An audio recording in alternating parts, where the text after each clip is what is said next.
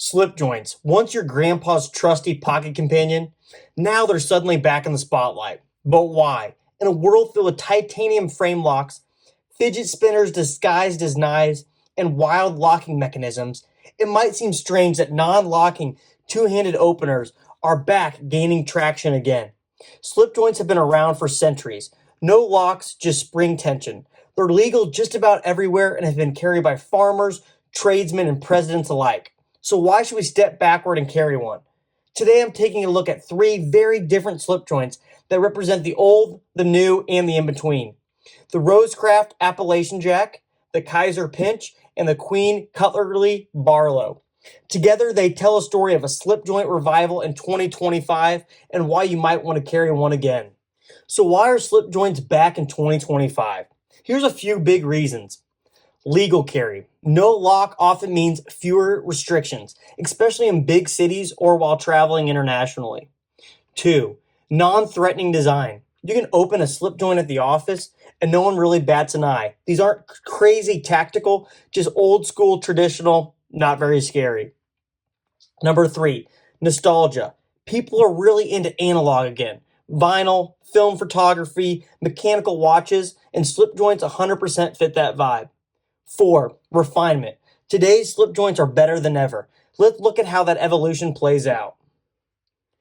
This is the Queen Knives Large Barlow. Not a vintage find, but a modern reissue from Smoky Mountain Knife Works. They brought the Queen name back with updated materials and a really clean traditional design like this one. It's got a classic Barlow silhouette, long bolsters, a sheep's foot blade, and a really nice sturdy feeling in hand. The walk and talk is solid with a half stop, and the fit and finish is surprisingly nice for the price. It carries that old school charm while being completely ready for a 2025 pocket carry. So while it's not a decades old heirloom, it honors the legacy of a pattern that's been trusted for generations, and it really does it at a price point that makes it really approachable. Even though it may look like a knife you may have found in your grandfather's drawer, this instead brings some updates from the modern world. We have these really fantastic burlap micarta handle scales with just enough texture. We have stainless steel bolsters and liner, and a premium blade steel of M390. This knife is really cool because even though it's a non-traditional or non-locking traditional knife, it features a really nice deep carry pocket clip. This knife lets you carry a traditional old school folder, yet it brings some modern conveniences and makes it a joy to carry and use. You can find these right around the $65 mark on Smoky Mountain Knife Works, and I honestly think that is a killer deal for all these premium materials. You have a really nice, cool, and attractive design with really great fit and finish. And once again, this is the Queen Cutlery Large Barlow. Then you've got knives like the Rosecraft Blades Appalachian Jack, a modern take on a timeless classic. Still a traditional pattern with a little bit more flair. Rosecraft is breathing life into the genre with really vibrant colors, budget-friendly builds, and a southern-inspired design language. If you like your knives with a dose of nostalgia, but want something you'll actually carry, this one might surprise you. This is the kind of knife that makes slip joints more accessible to new collectors, especially younger EDC fans who want something cool but still rooted in history.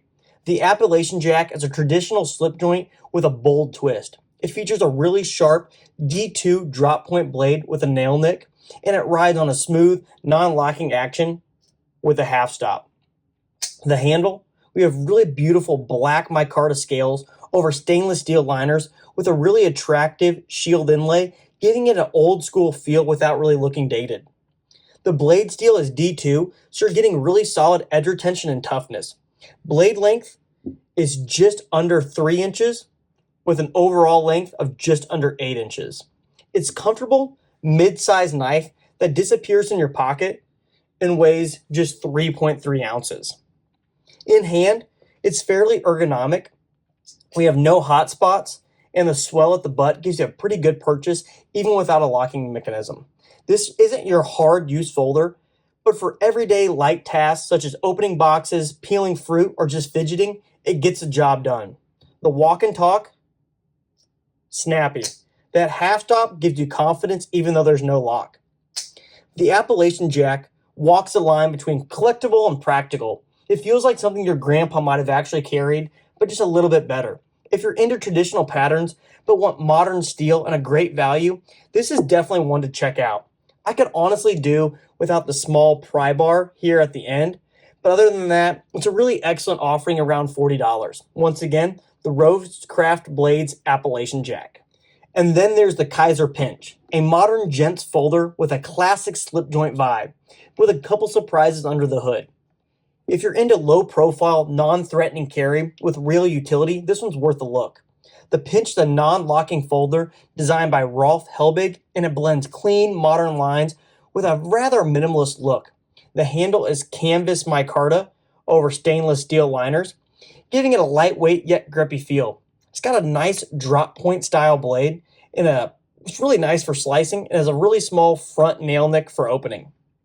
Instead of a back spring, the Pinch uses a detent based slip joint system that still offers good retention and snap. It's a double detent system, not really a true slip joint in the traditional sense. This gives you a bit of security without a lock, and it's fidget friendly in a classy sort of way. I can actually open it one-handed with a pinch and then a roll.